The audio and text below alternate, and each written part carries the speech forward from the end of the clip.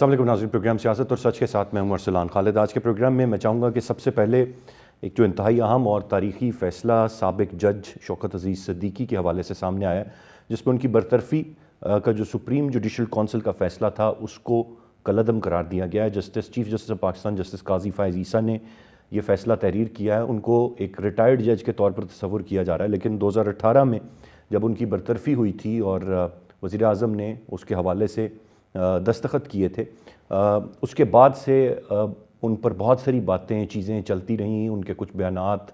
ان کی کچھ تقاریر ان کو بہت کنٹروورشل بھی قرار دیا گیا،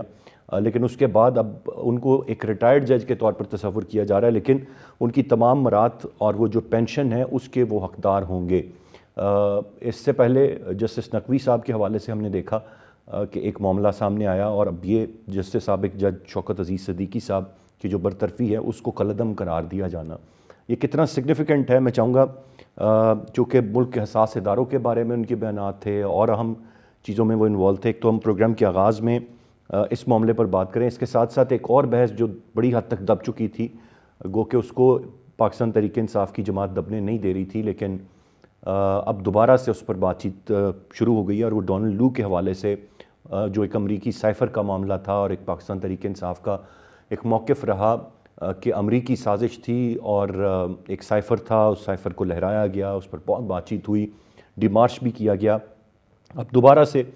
جو امریکی اسسٹنٹ سیکرٹری ڈونلڈ لو ہیں، انہوں نے امریکی ایوان نمائندگان کمیٹی میں ایک اپنا بیان دیا، جس میں انہوں نے کہا کہ سائفر سازش سراسر جھوٹ ہے۔ امریکہ کا عمران خان کے خاتمے میں، ان کی حکومت کے خاتمے میں کوئی کردار نہیں تھا، یہ بڑا واضح طور پر کہہ رہے ہیں۔ اس کے بعد ہم نے دیکھا کہ بیرسٹر صاحب کی جو ملاقات ہوئی ہے بیرسٹر گوہر صاحب کی عمران خان صاحب سے، اس کے بعد ان کے کچھ مزید بیانات، اور پھر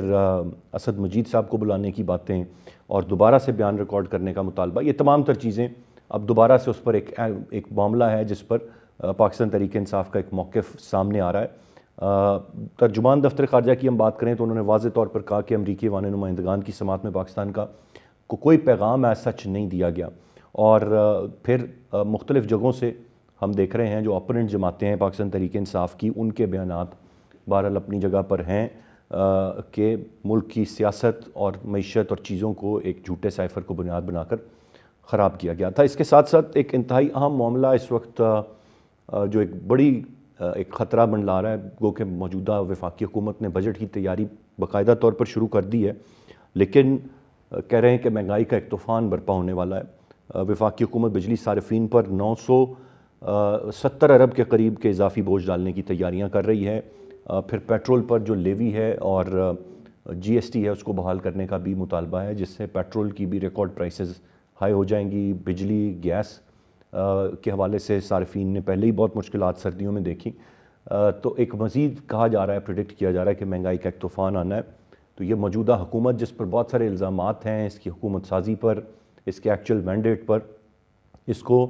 کہا جا رہا تھا کہ پہاڑ جیسے چیلنجز کا سامنا ہے، اس میں سب سے بڑا معیشت کا ایک چیلنج ہے، اور اگر نیا بجٹ کچھ اس طرح کی چیزیں لے کر آتا ہے تو پھر عوام کس حد تک خاموش رہیں گے اور برداشت کریں گے، ایک بڑا سوال ہے۔ میں چاہوں گا سارے معاملات پر تفصیل سے آج کے پروگرام میں ہم بات کریں گے۔ اس پارٹیسپینٹس کا تعارف کراتا چلوں، پروگرام میں ہمیں جوائن کر رہی ہیں شاہدہ رحمانی صاحبہ، پاکستان پیپلز پارٹی کی رہنما ہیں، جنید اکبر صاحب سنی اتحاد کونسل پی ٹی آئی کے رہنما ہمیں پروگرام میں جوائن کر رہے ہیں، عظیم چودھری صاحب سینئر تجزیہ کار ہمارے ساتھ پروگرام میں موجود ہیں، اور افتخار شرازی صاحب سینئر صحافی اور سینئر تجزیہ کار ہیں، ہمیں پروگرام میں جوائن کر رہے ہیں۔ شرازی صاحب، گفتگو کا آغاز آپ سے کرتے ہوئے کیسے دیکھتے ہیں اس وقت آپ جو ایک انتہائی اہم معاملہ، ایک طرف جسٹس نقوی صاحب کے معاملے پر ہم نے دیکھا جو چیزیں سامنے آئیں، اور پھر یہ شوکت عزیز صدیقی صاحب کی برطرفی جو کہ اس کو وقت گزر چکا تھا، سپریم کورٹ میں اس کی سماعت ہوتی ہے، ان پر سنگین الزامات ہوتے ہیں، لیکن ان کو ایک ریٹائرڈ جج تصور کیا جاتا ہے، جو مراد ان تک نہیں تھیں وہ دینے کی اور ان کی پینشن کو بحال کرنے کی، وہ اس کے حقدار ہوں گے۔ اس حوالے سے یہ فیصلہ سامنے آتا ہے، کیسے دیکھ رہے ہیں، کتنا سگنیفیکنٹ ہے یہ؟ یقینی طور پہ ایک بڑا ہی اہم یہ کیس تھا، اور یقینی طور پہ بطور صحافی ہماری اور عوام آدمی کی بھی اس پہ بڑی نظریں تھیں کہ سپریم کورٹ اس معاملے کو کیسے ڈیسائیڈ کرتی ہے۔ آپ نے اپنے ابتدائی میں دونوں کیسز کا موازنہ کیا ہے، گویا کہ مظاہر اکبر نقوی صاحب تو ان کو اگرچہ فیئر ٹرائل کا موقع ملا، لیکن وہ اس سارے پروسیس کا حصہ بننے کے بجائے وہ استعفیٰ دے کے چلے گئے، تو اس سے ایک امپریشن بنا ہے کہ شاید ان کے پاس اپنی ڈیفنس کے لیے کوئی مضبوط دلائل نہیں ہے، لہٰذا بعد نظر میں ان کے خلاف جتنے بھی الزامات ہیں وہ درست ہیں، اور پھر اسی کی بنیاد پہ سپریم جوڈیشل کونسل نے ان کے بارے میں فیصلہ بھی کیا کہ ان کو بطور ریٹائرڈ جج بھی نہ لکھا جائے اور ان کو کسی قسم کی مراعات بھی نہ دی جائیں۔ لیکن اس کیس میں تو میرے خیال میں خود جج صاحب ایپلیکینٹ تھے، اور جس انداز میں ان کو ملازمت سے فارغ کیا گیا ثاقب نثار صاحب کے دور میں، گویا کہ جس طرح کا ریفرنس ان کے خلاف بنایا گیا اس کی بھی کوئی بیس زیادہ مضبوط نہیں تھی، اور پھر ہم نے دیکھا کہ ان کو اپنے ڈیفنس کا بھرپور موقع نہیں مل پایا، اور کافی طویل عرصے کے بعد اب اس عدالت نے اس معاملے کو سنا ہے، اور اس دوران ہم نے دیکھا ہے کہ جن کے اوپر انہوں نے الزامات لگائے تھے وہ سابق ڈی جی ISI جنرل فیض حمید یا کسی ادارے پہ لگائے ہیں، تو ان لوگوں سے بھی کہا گیا ہے کہ آپ کے اوپر جو الزامات ہیں آپ ان کو لے کے اپنا یہاں پہ موقف پیش کریں۔ پھر دیکھا آپ نے کہ سابق جو لیفٹیننٹ جنرل فیض حمید صاحب جس وقت DGI سے تھے، اور اس دوران وہ ISI میں ایک اہم رول پلے کر رہے تھے، تو گویا کہ ان کو بھی بلایا گیا، انہوں نے اپنی تحریری اسٹیٹمنٹ دی، اگرچہ انہوں نے اس وقت کے آرمی چیف جنرل باجوہ صاحب کو بھی ایک طرح سے ان پہ بھی الزامات لگائے کہ ان کی جانب سے بھی دباؤ تھا۔ تو میرا خیال میں عدالت نے ہر ایک کو موقع دیا ہے، اور سننے کے بعد شاید ان کو لگا ہے کہ جو وہ فرما رہے ہیں وہ کافی حد تک درست ہے، اور اسی بنیاد پہ پھر ان کو اگرچہ وہ ریلیف تو نہیں مل سکا کیونکہ وہ بطور جج باقی نہیں رہے، اگر وہ ہوتے تو ممکنہ طور پہ وہ سپریم کورٹ میں بھی ایلیویٹ ہو کے آتے اور وہاں پہ بھی وہ اپنے بطور جج فرائض انجام دیتے، لیکن وہ تو نہیں ہو سکا۔ لیکن کم از کم جو ان کی برطرفی تھی وہ ختم ہوئی ہے، اور ان کو اتنا ریلیف ضرور ملا ہے کہ ان کو آج ریٹائرڈ جج کے طور پہ لکھا بھی جائے گا، اور بطور ریٹائرڈ جج وہ جتنے مراعات ہیں وہ لے سکتے ہیں۔ تو میں سمجھتا ہوں کہ اس ملک کے اندر عدلیہ کو دباؤ میں لے آنے کی ایک تاریخ رہی ہے۔ ارسلان، یہ غلط نہ ہوگا ہم کہنا کہ بہت سارے فیصلے ایسے ہیں کہ جو دباؤ میں دیے گئے۔ ذوالفقار علی بھٹو کا کیس آپ کے سامنے ہے، اسی سپریم کورٹ نے جس پہ چیف جسٹس آف پاکستان بھی اس بینچ میں شامل تھے، جب انہوں نے اپنی رائے دی ہے اس میں انہوں نے کہا ہے کہ ذوالفقار علی بھٹو صاحب کو فیئر ٹرائل نہیں دیا گیا، ان کا جو ٹرائل تھا وہ درست نہیں تھا۔ تو میرا خیال میں اس سے یہ ثابت ہوتا ہے کہ پاکستان کی تاریخ بھری پڑی ہے کہ بہت سارے اہم کیسز کے اندر عدلیہ کے اوپر شدید دباؤ تھا، اور اس شدید دباؤ کے نتیجے میں مجھے شراز صاحب یہ فرمائیے گا کہ یہ جو فیصلہ ہے، جو تفصیلی فیصلہ وہ چیف جسٹس صاحب نے خود تحریر کیا ہے، اور چیف جسٹس صاحب خود ایک ریفرنس بھگت چکے ہیں، یہی وجہ ہے کہ شاید وہ اس معاملے کو زیادہ کلوزلی یا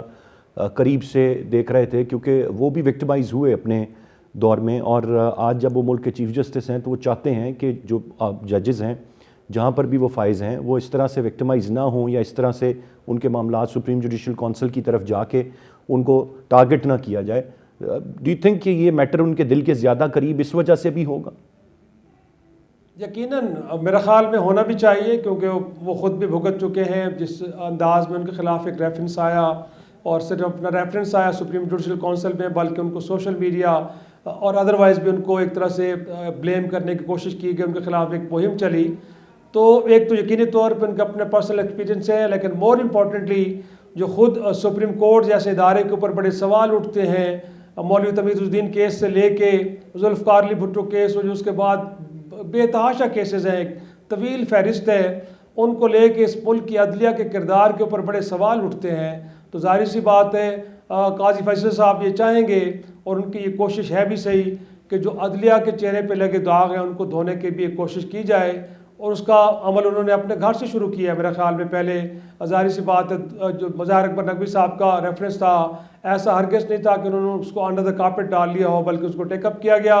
اور ان کو فیئر ٹرائل کا موقع بھی دیا گیا، اور اس کو ایک لاجیکل اینڈ تک پہنچایا گیا۔ اور اس کے بعد ہم نے دیکھا کہ یہ کیس تھا جس کو ظاہر سی بات ہے پینڈنسی میں گئے ہوئے بڑا عرصہ گزر چکا تھا، کوئی بھی میرے خیال میں چیف جسٹس یا کوئی جج سننے کے لیے تیار نہیں تھا، لیکن انہوں نے ہمت دکھائی، کیونکہ اس میں بھی خفیہ اداروں کا کردار تھا۔ اور میرے خیال میں اس ملک کے اندر ہمیشہ یہ بھی دیکھا جاتا ہے کہ جہاں پہ حساس ادارے انوالو ہوں تو اس طرح کے کیسز کو نہیں سنا جاتا، لیکن قاضی فیصل صاحب نے جرأت دکھائی، اس کیس کو سنا بھی۔ ظاہر شراز صاحب پوائنٹ آ گیا آپ کا، میں ذرا آگے بڑھنا چاہوں گا۔ چوہدری صاحب آپ کیسے دیکھ رہے ہیں آج کے اس دن کو، اس معاملے کو، اس فیصلے کو؟ جس طرح ابھی کنکلوڈ کر رہے تھے شراز صاحب، تو انہوں نے کہا کہ جہاں پر حساس ادارے انوالو ہوتے ہیں یا ان کی انوالومنٹ ہوتی ہے تو اوائڈ کیا جاتا ہے۔ اب یہ اس کو ایک لحاظ سے میں فتح قرار دوں عدلیہ کی، کہوں کہ وہ لیڈنگ پوزیشن میں جا رہی ہے، اور یہ جو معاملہ ہے یہ اس کو ڈپکٹ کرتا ہے بہت بڑی حد تک؟ میں ذاتی طور پہ خوش ہوں، میرا ایک بہت پرانا تعلق ہے شوکت صاحب سے، مجھے اچھا لگا، اور برا لگا تھا تب جب یہ فیصلہ پہلے ان کو سپریم جوڈیشل کونسل نے جس طرح سنایا تھا۔ یہ ٹھیک ہے کہ وہ بحال تو نہیں ہو سکتے، اس لیے کہ وہ اب اس عمر سے گزر چکے ہوئے ہیں جس عمر میں ہائی کورٹ سے سپریم کورٹ میں جا سکتے تھے، لیکن ان کو جو مراحت دی جائیں گی اور ان کی جو رسپیکٹ ریسٹور ہوئی، اس میں ایک چیز بہت واضح ہے، اور وہ یہ کہ پاکستان کا پورا عدالتی، سیاسی، اقتصادی ڈھانچہ ایسا ہے کہ جس کو ریویو کرنے کی ضرورت ہے۔ فیصلہ ریویو میں ہی ہوا، اور اگر باقی چیزوں پہ بھی ریویو کرنا شروع کر دیں، ہم خود احتسابی کی طرف چلے جائیں، تو شاید معاشرے میں انصاف قائم ہو جائے، اور اگر انصاف قائم ہو جائے تو پھر یہاں رشوت کا بازار بھی جو گرم ہوتا ہے وہ ختم ہو جائے گا، کربا پروری بھی ختم ہو سکتی ہے، پاکستان کا سیاسی نظام بھی ٹھیک ہو سکتا ہے۔ یہ جو ہم معاشی مشکلات کا شکار ہیں، اس کے حوالے سے بھی ایک کیس پینڈنگ پڑا ہوا ہے سپریم کورٹ کے پاس، اور وہ کیس یہ ہے کہ حکومت پاکستان نے قانون سازی کی تھی کہ ہم اپنے جی ڈی پی سے 65% سے زیادہ قرض نہیں دیں گے، تو وہ لوگ جنہوں نے پاکستان کی معیشت کو اور پاکستان کے 22-23 کروڑ لوگوں کو اجیرن کر رکھی ہے زندگی، ان سے بھی کوئی حساب لے لے کہ آپ نے کس قانون کے تحت یہ اپنے اختیارات استعمال کیے جس کے نتیجے میں اب تک صورتحال پیدا ہو گئی۔ مجھے تو اچھا لگے گا جس دن ان سب لوگوں کو، ان میں بھلے کوئی وزیر اعظم ہو، صدر ہو، کوئی جرنیل ہو، جو بھی ہو، جس دن وہ کٹہرے میں آئیں گے اور عوام کو ریلیف ملے گا۔ شوکت صاحب کا ریلیف اپنی جگہ پر، لیکن پوری قوم اب ریلیف کے لیے واویلا کر رہی ہے، دعا کر رہی ہے، استدعا کر رہی ہے، اور آسمان کی طرف دیکھ رہی ہے۔ ہم پہ بھی ایک ایسی ہی صورتحال ہے، غزہ میں تو زندہ مارا جا رہا ہے، گولیاں ماری جا رہی ہیں، یہاں کم خوراکی سے وہی صورتحال پیدا ہوگی جو کسی بھی معاشرے میں ناانصافی کی بنیاد پر ہو سکتی ہے۔ جی، گفتگو سلسلہ جاری ہے، ایک بریک کی جانے پڑیں گے، بریک سے واپس آ کر مزید بات کرتے ہیں، ساتھ رہیے۔ Welcome back. یا میں جنید اکبر صاحب کی جانب بڑھوں گا، آپ سے جاننا چاہوں گا سر، کس طرح دیکھ رہے ہیں آپ یہ شوکت عزیز صدیقی صاحب، آپ کی جب حکومت تھی، موجودہ چیف جسٹس صاحب کے حوالے سے جو جسٹس قاضی فائز عیسیٰ صاحب ہیں، ایک کردار رہا، یہ دستخط بھی آپ کے بانی جماعت نے کیے تھے شوکت عزیز صدیقی صاحب کی برطرفی کے۔ کیسے دیکھتے ہیں اب آج جب ایک شخصیت ملک کے چیف جسٹس ہیں اور دوسری کو بطور جج بحال کیا گیا ہے، مطلب ان کی جج کی حیثیت بحال کی گئی ہے، گو کہ ریٹائرڈ جج ہیں، مراد بھی ان کو واپس کی جا رہی ہیں؟ جنید اکبر صاحب۔ بسم اللہ الرحمن الرحیم، شکریہ جی۔ میں اس وقت جو فیصلہ ہوا سو خوش آئین ہے، اور جسٹس صاحب کو اپنی طرف سے مبارکباد دیتا ہوں۔ اور جو حکومت آپ نے جس طرح ذکر کی ہے، تو وزیر اعظم یا صدر کوئی اس کے کوئی ادارہ نہیں ہوتا اس طرح کی انٹیلیجنس ادارہ، اس کو انفارمیشن پہ یا کچھ کسی اور طرف سے اس کو یہ بھیجی جاتی ہے، اور اس کی ذمہ داری ہے جب اس طرح جوڈیشل کونسل میں وہ بھیجتے ہیں۔ سپریم جوڈیشل کونسل میں بھی اسی طرح کے جج ہے، اور وہی وہ ڈیسائیڈ کرتے ہیں کہ جن الزامات پہ اس کو جو ہے ریفرنس بھیجی کی تھی اس میں کتنی حقیقت ہے۔ تو میرا تو ہے کہ بالکل اس کو انصاف ملنا چاہیے تھا، اس انصاف اس کو مل گیا ہے، اور جن اداروں جس میں انوالو تھے یا جو لوگ جو ہے جس کی طرف سے اس وقت کی حکومت وقت کو جو ریفرنس بھیجا گیا تھا، تو میرے تو یہ ریکویسٹ ہے کہ اس کو بھی کٹہرے میں لایا جائے کہ شوکت صدیقی صاحب کا اتنا ٹائم کیوں ضائع کیا گیا، اور اس کو جو ہے وہ جس طرف سے وہ گزرے تو اس کا زیادہ ہونا چاہیے۔ رائٹ، جنید اکبر صاحب، پوائنٹ آ گیا۔ میں شاہدہ رحمانی صاحبہ کی جانب بڑھوں گا۔ شاہدہ صاحبہ، کیسے دیکھتی ہیں آپ، چاہے وہ شوکت عزیز صدیقی صاحب کی بحالی ہو یا ماضی کی معاملات ہوں، یا ہم نے کچھ عرصہ قبل جو مناظر دیکھے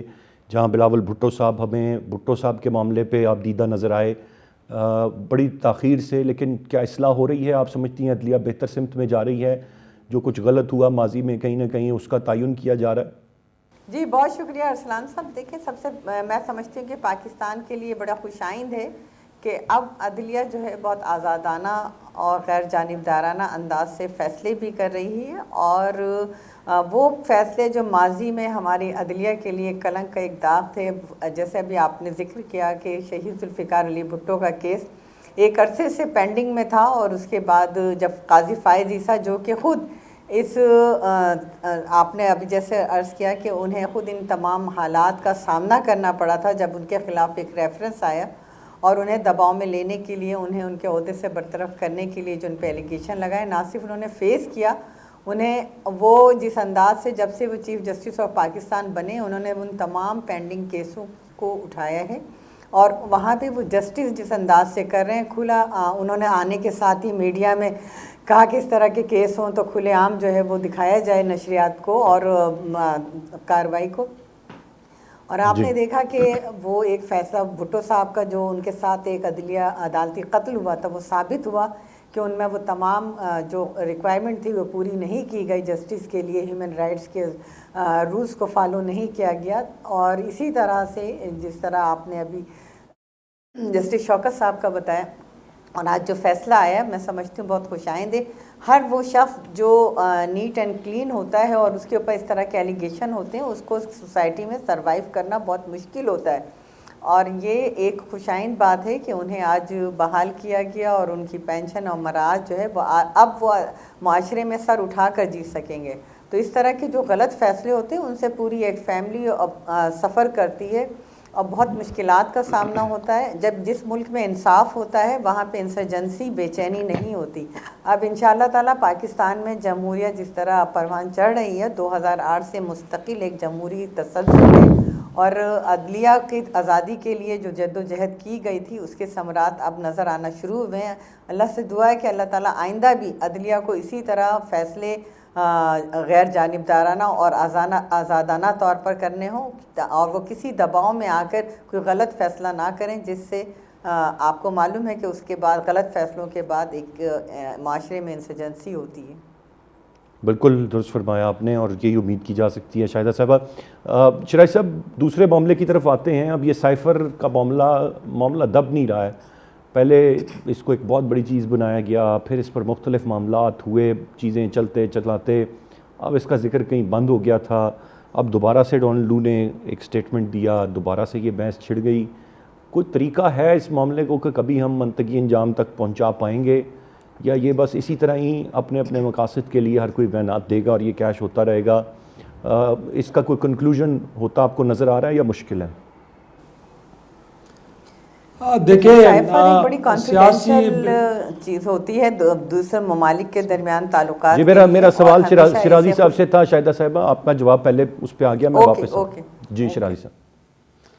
ارسلان، دیکھیں سیاسی طور پہ یہ سٹیٹمنٹ دے دینا کہ عمران خان صاحب کا یہ الزام بڑا بے بنیاد، بھونڈا اور بیس لیس ہے. شاید ہم کہہ سکتے ہیں کہ کیونکہ سیاسی مجبوریاں ہوتی ہیں تو مخالفین کو ایسی سٹیٹمنٹ دینی چاہیے. لیکن میں یہاں پہ اس ملک کی تاریخ کا ذکر کرنا چاہوں گا. جب راولپنڈی کے چوک میں کھڑے ہو کے ذوالفقار علی بھٹو صاحب نے امریکی سیکرٹری خارجہ ہنری کسنجر صاحب کا وہ خط لہرایا تھا اور کہا گیا تھا کہ ان کو دھمکیاں دی جا رہی ہیں، پارلیمان میں ان کی تقاریر آج بھی پڑھی ہوں گی ارسلان، جس میں ذوالفقار علی بھٹو صاحب فرما رہے ہیں کہ دس از ناٹ اے دیسی کانسپریسی، دس از اے انٹرنیشنل کانسپریسی اگینسٹ می.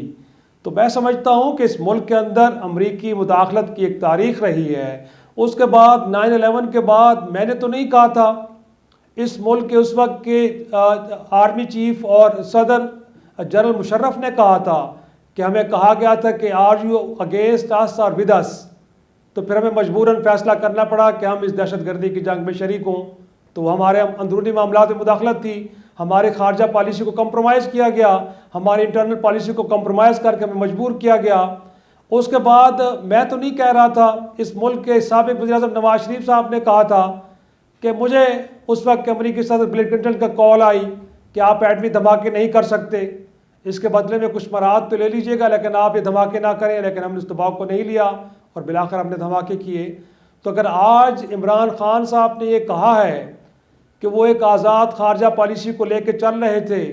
وہ سمجھتے ہیں کہ ملک غلام ملک نہیں ہے, اس کے فیصلے اس ملک کے عوام کے منتخب نمائندوں کو کرنے چاہیے, اور ان کو اس بات کی سزا دی گئی ہے, تو ہم کہتے ہیں کہ وہ بڑی بے بنیاد بات کر رہے ہیں. اگر یہ بے بنیاد بات ہوتی تو امریکی عوام نمائندگان اپنے ایک ڈپلومیٹ کو یوں بلا کے 2 گھنٹے تک گرل نہ کرتے. اور اس ڈپلومیٹ نے بھی, ڈونلڈ لو نے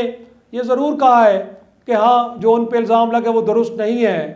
لیکن اگلے ہی لمحے میں وہی ڈونلڈ لو صاحب یہ فرما رہے ہیں کہ جو 8 فروری کے انتخابات ہوئے ہیں اس میں بڑے پیمانے پہ دھاندلیاں ہوئی ہیں,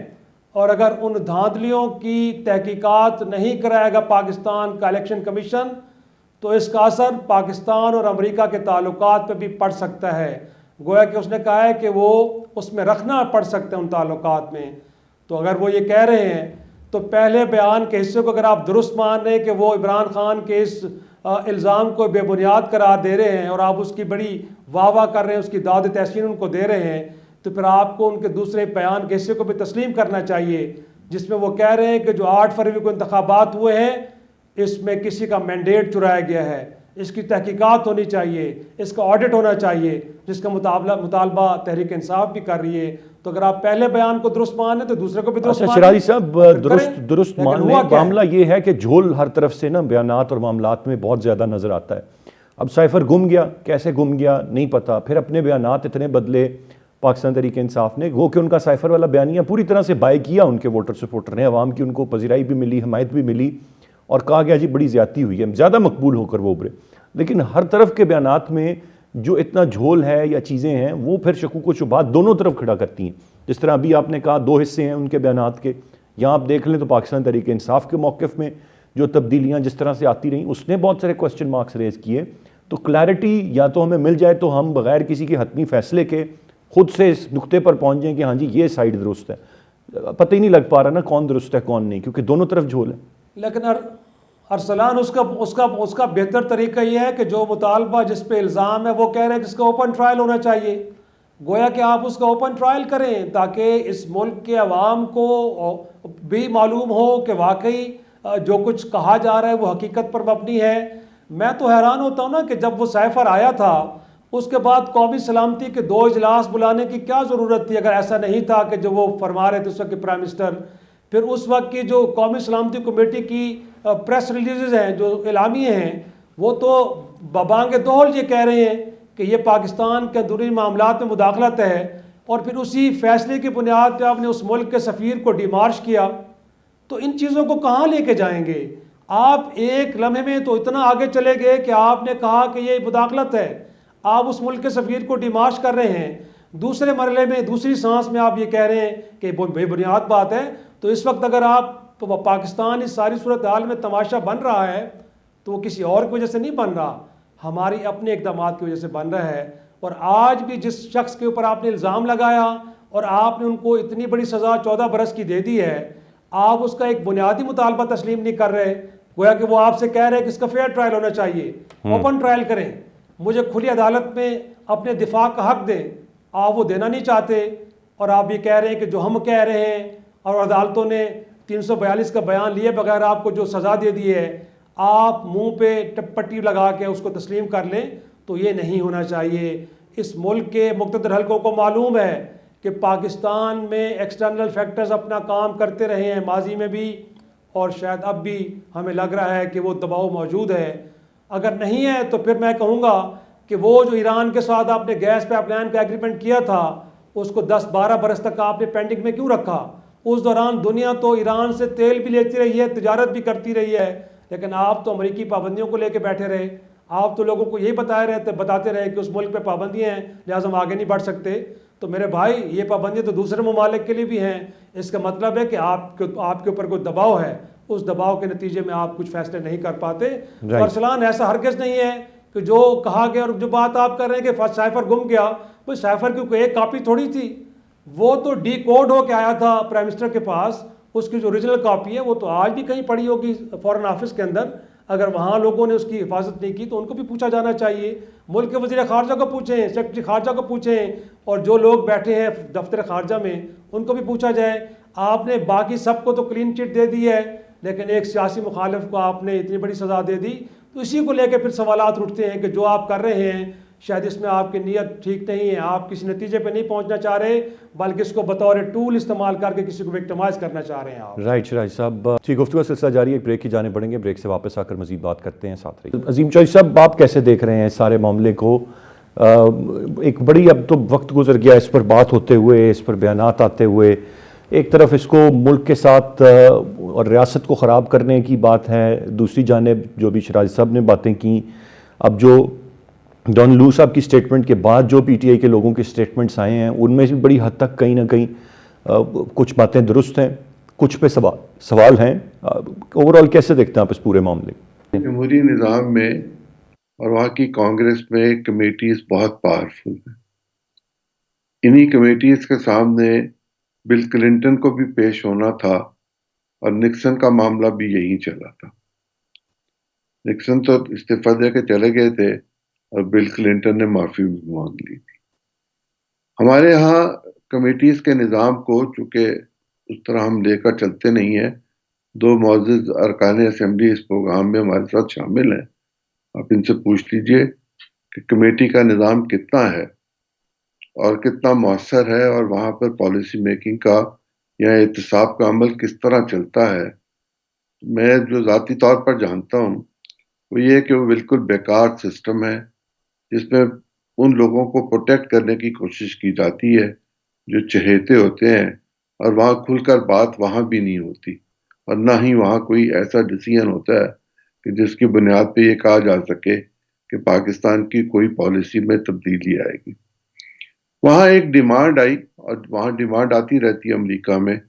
اس ڈیمانڈ کے نتیجے میں جو پاکستان کے ایک پولیٹیکل پارٹی کے لابیسٹ اور کچھ خدائی خدمتگار وہاں پر موجود ہیں جو مفرور ہیں پاکستان سے, انہوں نے کوشش کی اور وہ سگنیچرز کروا کے ان لوگوں کو, کانگریس کے ممبرز کو بھجوا دیا, جس پر وہ مجبور ہو جاتے ہیں, ان کے قانون میں اور روایت میں ہے کہ وہ کمیٹی کا اجلاس بلوائیں گے. اور کمیٹی کا اجلاس انہوں نے پاکستان کی پروٹیکشن کے لیے نہیں بلوایا تھا, اپنے کانسیپٹ کو کلیئر کرنے کے لیے بلوایا تھا کہ ہمیں یہ پتہ چل جائے کہ معاملہ کیا ہے, جو ڈیمانڈ آئی ہے اس کو ذرا انویسٹیگیٹ کر کے دیکھ لیا جائے. اب ہم اس کے نتیجے میں اگر یہ کہہ رہے ہیں کہ اسد مجید کو دوبارہ بلایا جائے اور اس کا پھر بیان لیا جائے, یہ ہمارا معاملہ ہے, یہ ان کا معاملہ نہیں ہے. ہم دو معاملات کو اکٹھا کرنے کی کوشش کر رہے ہیں, لیکن یہ بات اپنی جگہ پر موجود ہے کہ پاکستان کبھی بھی دباؤ سے باہر رہا نہیں ہے. کیا تاشکند کے وقت دباؤ نہیں تھا؟ کیا اس کے بعد یا اس سے پہلے دباؤ نہیں تھا؟ کیا 65 کی جنگ کے بعد دباؤ نہیں تھا؟ کیا 71 کی جنگ کے بعد دباؤ نہیں تھا؟ ہمارے سارے ہی کام دباؤ میں ہوتے ہیں. ہم نے تو کارگل کی جنگ جیتی بھی ہاری, اور اس پر بھی ایک دباؤ تھا. ہم نے سی پیک کو پیچھے پھینک دیا, اس پہ بات کرنی چھوڑ دی, اور یہ جو اب یہ ہم آگے مہنگائی کی اور دقت کی اور مشکل کی بات کر رہے ہیں, اس میں بھی تو ایک دباؤ ہم پر موجود ہے. ہم نہ معاشی طور پر خود مختار ہیں, نہ سیاسی طور پر خود مختار ہیں. ہم جانے کیوں اپنے آپ کو گروی میں رکھ کے اپنے لوگوں کو ایک عذاب دے رہے ہیں. میں نے پہلے بھی آپ سے گزارش کی کہ اگر ہمارے ہاں انصاف ملنا شروع ہو جائے تو پھر چیزیں ٹھیک ہو جائیں گی, پھر لوگوں کو بات کرنے کا ڈھنگ بھی آ جائے گا, خوف بھی ختم ہو جائے گا. انہیں یہ پتہ ہوگا کہ خوف کے نتیجے میں اگر عدالت میں جاؤں گا تو مجھے وہاں سے انصاف مل جائے گا. دنیا بھر میں جو پارلیمنٹ کی کمیٹیز ہوتی ہیں وہ اصل میں تو احتساب کا کام کرتی ہیں, پالیسی میکنگ کا کام کرتی ہیں. ہم یہ کرنا نہیں چاہتے یا ہم سے یہ ہو نہیں رہا. یہ بات اپنی جگہ پر درست ہے کہ بھٹو صاحب کو بھی ایک پیغام ملا تھا, یہ بھی درست ہے کہ مشرف صاحب کو بھی پیغام ملا تھا, لیکن یہ پیغامات تو آتے رہتے ہیں. جب ہم مقروض ہوں گے اور ان کی بات سننے پر مجبور ہوں گے تو پھر یہ پائپ لائن کا منصوبہ اسی طرح کٹائی میں پڑا رہے گا, اور اسی کمیٹی کے اجلاس میں یہ بتایا گیا کہ ہمیں بہت بھاری بھرکم جرمانہ دینا پڑ سکتا ہے اگر یہ معاملہ پورا نہ ہوا۔ یہ بھی کہا گیا کہ ہم نے کبھی یہ بات ہی نہیں اٹھائی کہ ہمیں اجازت دی جائے سینکشن سے نکلنے کی، کہ ہم اپنی ضروریات کو پورا کرنے کے لیے ایران سے گیس لے سکیں۔ میں نہیں سمجھتا کہ 10 12 15 سال جو گزر گئے، یہ شاید زرداری صاحب کے آخری وقت میں ہوا تھا، کہ ہم نے کبھی امریکہ سے یہ کہا ہی نہ ہو کہ ہمیں اس پائپ لائن کو مکمل کرنے دیا جائے، یہ ہماری ضرورت ہے۔ یہ تو انڈیا تک جانی تھی، انڈیا اس سے بیک آؤٹ کر گیا تھا، اور ہم پہ کیا دباؤ ہے کہ ہم اس کو پورا نہیں کر رہے، اور ہم دنیا بھر سے گیس مانگنے کی کوشش کرتے ہیں جو ہمیں نہ وقت پہ ملتی ہے نہ سستی ملتی ہے۔ ہمارے لیے تو مشکلات پیدا کی جا رہی ہیں۔ میں پارلیمنٹ کے ان دونوں ممبر حضرات سے گزارش کرنا چاہتا ہوں کہ پاکستان کی حالت رحم کروائیں، اور وہاں ان چیزوں پر ڈیبیٹ کروائیں، اور کھلی ڈیبیٹ کروائیں، تاکہ پتہ چلے کہ ہم کھڑے کہاں ہیں اور ہماری منزل کیا ہے۔ جنید اکبر صاحب، آپ کی کیا رائے ہوگی اس سائفر کے معاملے پر؟ آپ نہیں سمجھتے کہ بہت سے بیانات میں تبدیلیوں نے سوالات کھڑے کیے ہیں؟ ایک موقف، ایک نقطہ ایک سمت میں رہا نہیں، اس میں ہلکی پھلکی کہیں تبدیلی آئی، کچھ بیانات تبدیل کیے گئے تو پھر شاید شکوک و شبہات پیدا ہوئے۔ بہرحال اس میں کوئی شک نہیں کہ عمران خان صاحب جب سے ہی وہ پرائم منسٹر آفس سے نکلے اور اس سائفر کو انہوں نے بنیاد بنایا تو پبلک نے رسپونڈ کیا، اور وہ ٹرانسفارم ہوا 8 فروری کو ووٹ کی شکل میں بھی، کہ پبلک نے ان کے نیریٹو کو بائی کیا۔ لیکن اپنے ہی بیانات میں تھوڑی بہت تبدیلی بھی کرنا، اس کی کیا وجہ ہے؟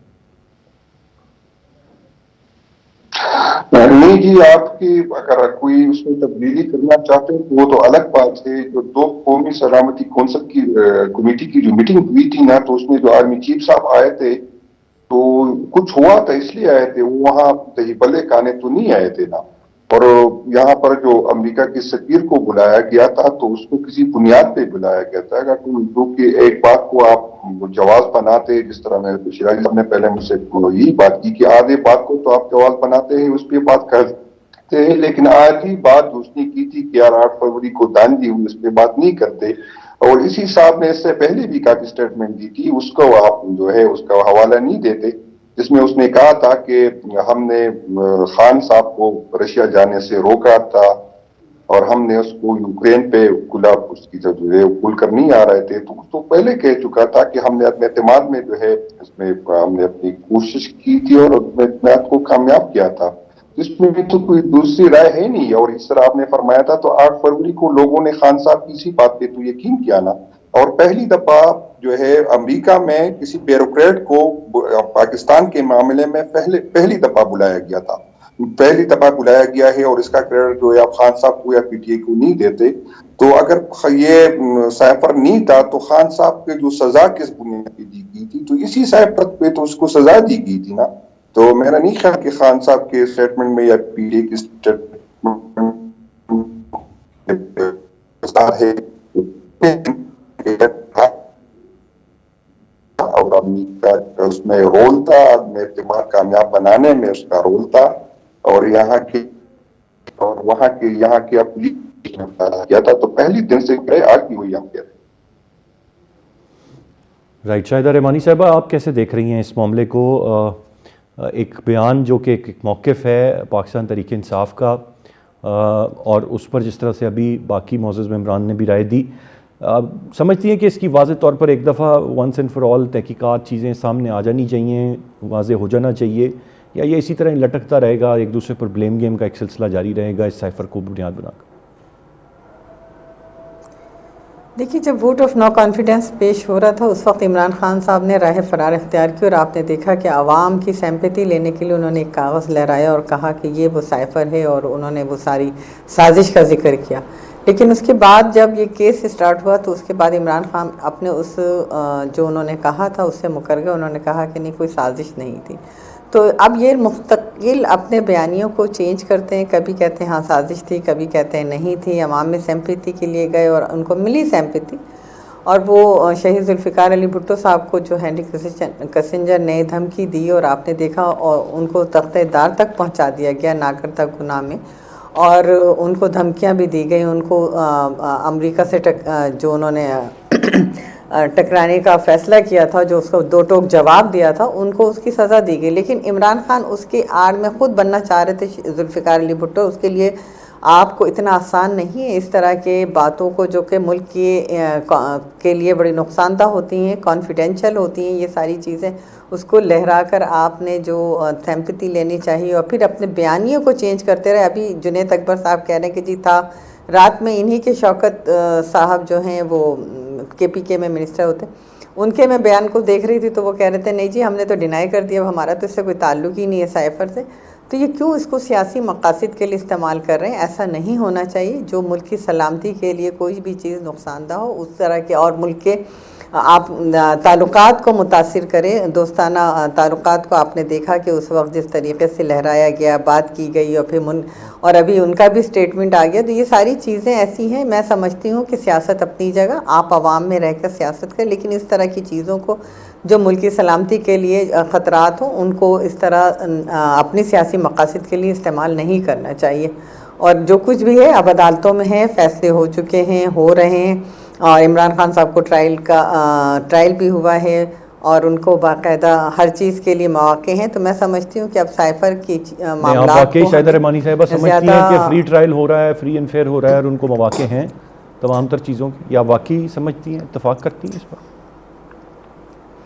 دیکھیں اب جبکہ آپ نے دیکھا کہ سپریم کورٹ اور تمام عدالتیں, چاہے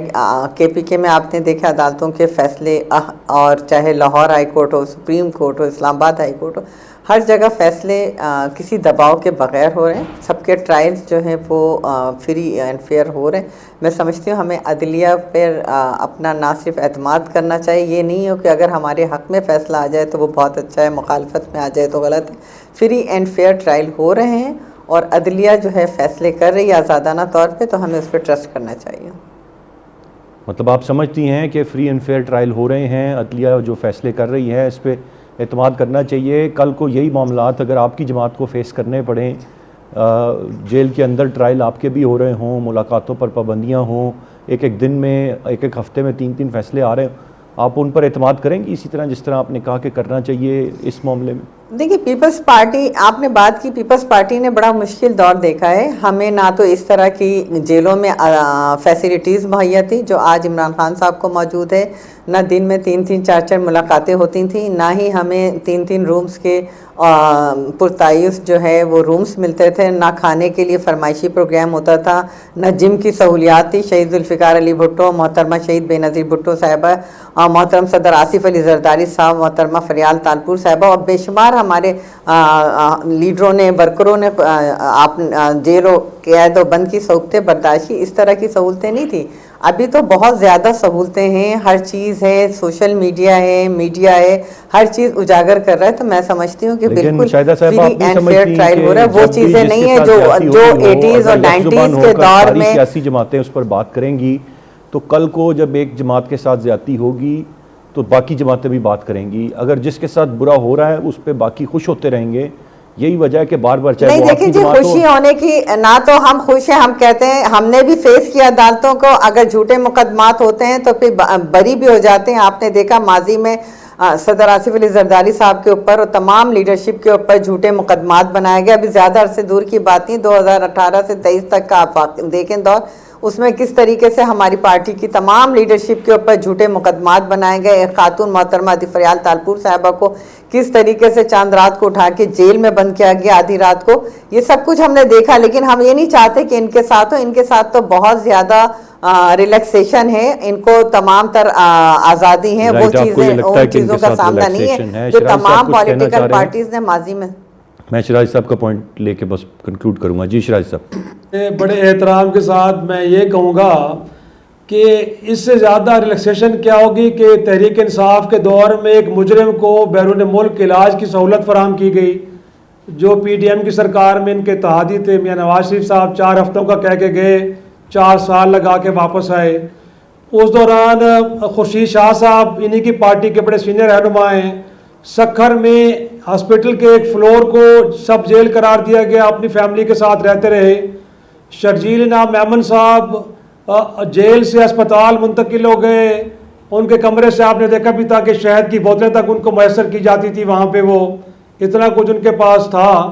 तो मेरा ख्याल है कि ये ना कहें कि इनके साथ कोई बहुत थर्ड कैटेगरी का कोई सलूक हुआ है। मेरे ख्याल से उनके शायद साथ साहब हम बड़े तो मानते जबरन हैं से जिसके गए। साथ भी जहां ज्यादती हो रही हो, चाहे वो किसी सियासी जमात से हो, उस पर आवाज बुलंद करनी चाहिए। ये सिलसिला बिल्कुल। सबके लिए रुकना चाहिए, जहां जिसके साथ ज्यादती हो रही है बिल्कुल रुकना चाहिए। सिंगल आउट करके। यकीनन। अब बिल्कुल मैं चारों मौजूद मेहमानों का बहुत शुक्रिया अदा करना चाहूंगा। आज के प्रोग्राम से इतनी, अरसान खालिद को इजाजत दीजिए। अल्लाह ने के